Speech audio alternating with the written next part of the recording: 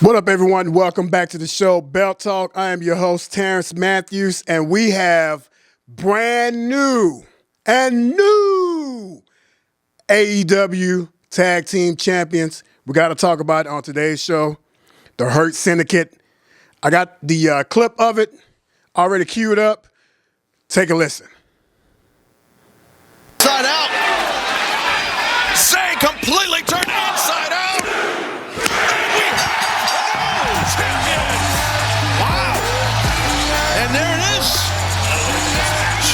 And new AEW World Tag Team Champions, the Hurt Syndicate. Excalibur not taking anything away from the athleticism of our new champions, but the die was cast when Zay was put through this table here. We heard people.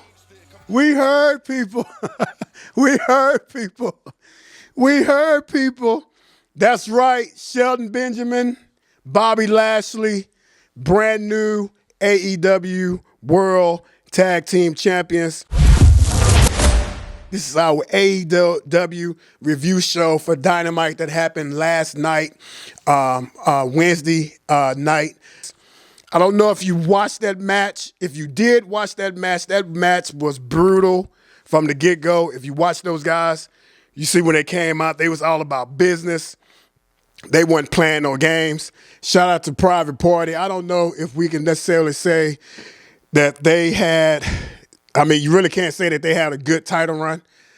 It was a title run, and they held the belts for a little bit. They did defend the belts a couple times on AEW television when they took it away from the Young Bucks, which was an awesome match. Of course, those guys are homegrown AEW talent, but man, Shelton Benjamin and Bobby Lashley, they just next level.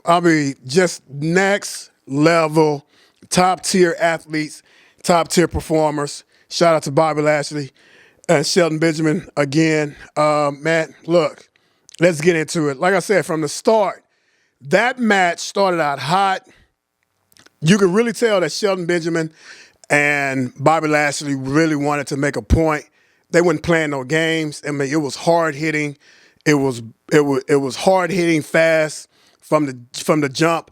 They really did not have a Private Party. Really did not have an opportunity to really get any type of offense off during that match because those guys was just so focused. The crowd was hot.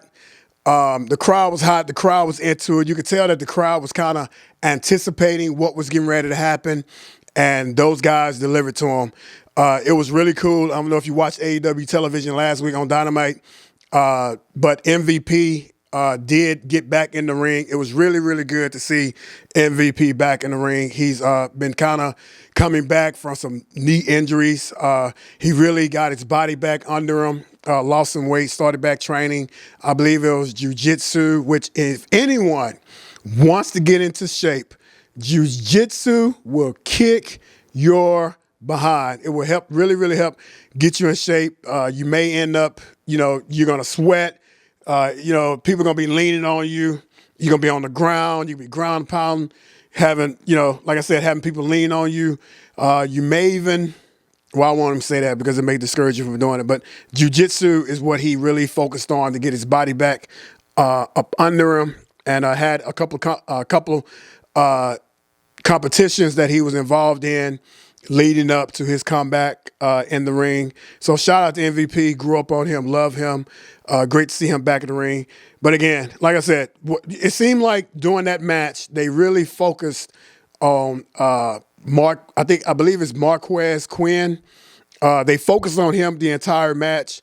And once they pretty much put him through a table, on the outside of the ring over there, they threw him into the announcer's table. I believe it was Bobby Lashley that picked him up and powerbombed him into the announce table, and that was pretty much it. It really was. It was the end was already near, and man, later on in the match, Shelton Benjamin got to a point to where he was German suplexing.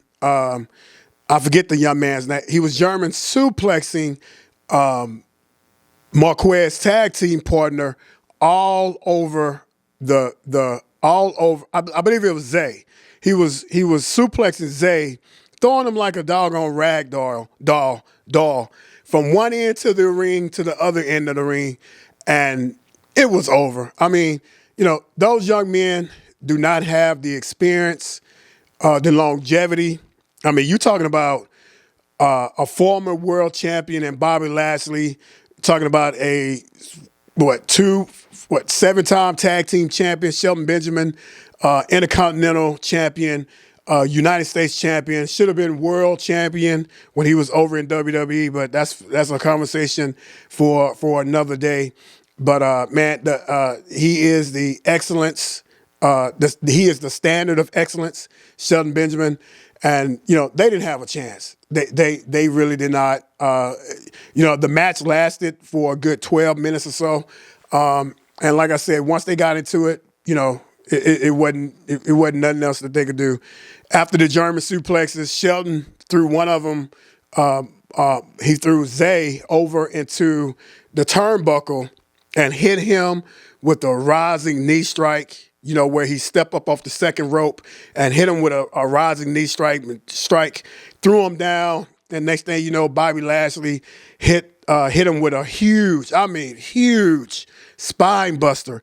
I mean, man, he picked the boy up at least by 10 feet in the air and dropped him on his back and then proceeded to spear him. And once he did that, it was 1, 2, 3, brand new world tag team champions. And I believe that no one, and I mean no one, is going to take them belts away from those guys for a long time, especially if you are really, really trying to establish them as tag team champions. I mean, one of the most beautiful things about AEW, which I appreciate so much about the company, even though the company gets a lot of flack, they get a lot of backlash because of their short-term storytelling, and we'll get into that in a minute. But one of the things that they do great, they allow their talent to go overseas to defend their championship belt, and that within itself is cool. If you're going to call your championship the World Championship, Tag Team Championship, World Heavyweight Champion, that belt needs to be defended across the world. It needs to be defended over in Europe, over in Japan, across, in other continents. If you want to really establish your belt as being a belt that is recognized around the world. That's one of the things I love about them so much. Mercedes Moné right now, she's holding the Queen of the South Women's Championship belt. She's holding I believe it's the Rave Women's Championship belt, as well as the New Japan Strong Style, New Japan Strong Women's Championship belt, as well as the TBS championship belt. And she has went over to, over in Japan and over in Europe and defended those championship belts. And of course, with her holding 4 belts over carrying 4 belts, eventually she will have to travel back to those places and defend those belts against their talent, which is so cool. It's one thing to always defend the championship belt against talent that is inside of your company. It's another thing to be traveled enough and diverse in different styles of wrestling to where you are able to pretty much fit in and work any style of wrestling that you find yourself wherever you find yourself being at. So shout out to them, man. Shout out to AEW. Shout out to Tony Khan for doing that. And they, that was excellent to see the belts transition to a team that I believe will be able to run with them and really establish them and really bring credibility to the championships, as well as credibility to the tag team division. So shout out to those guys. Shout out to Bobby Lashley. Shout out to Shelton Benjamin, your new AEW World Tag Team Champions. And it's going to be interesting to see where they go from there. I really don't, as of right now, in my opinion, it's not too many threats that are over there that can really take their belts right now. Of course, I would say I do believe that Private Party will get another championship opportunity, but I don't see them really, especially after the way that they just really got handled.